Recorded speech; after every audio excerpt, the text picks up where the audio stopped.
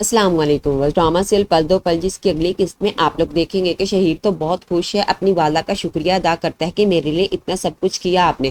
تو فاخرہ بیگم شہیر سے یہی کہتی ہیں کہ میرے اکلوتے بیٹے ہو تمہارے لیے نہیں کروں گی تو کس کے لیے کروں گی۔ اب مایوں کا فنکشن بھی آ جائے گا، سب گھر والے بہت خوش تھے۔ فاخرہ بیگم نبیرہ کی نظر بھی اتارتی ہیں، شاید شادی کے فنکشن پر وفا اور اس کی والدہ بھی آئی ہوں، تو وفا کی والدہ نبیرہ کے کپڑے دیکھنے کے لیے انہیں ہاتھ لگاتی ہیں تو فاخرہ بیگم نے سب کے سامنے ان پر چلانا شروع کر دیا کہ تمہاری ہمت کیسی ہوئی میری بہو کے شگن کے جوڑے کو ہاتھ لگانے کی، بد شگنی کرتی تم نے۔ فاخرہ کا اتنا شور دیکھ کر سب حیران ہو گئے۔ نبیرہ کی والدہ اسے روکتی ہیں کہ یہ سب تمہارا وہم ہے، مگر فاخرہ بیگم تو چپ ہونے کا نام ہی نہیں لیتی۔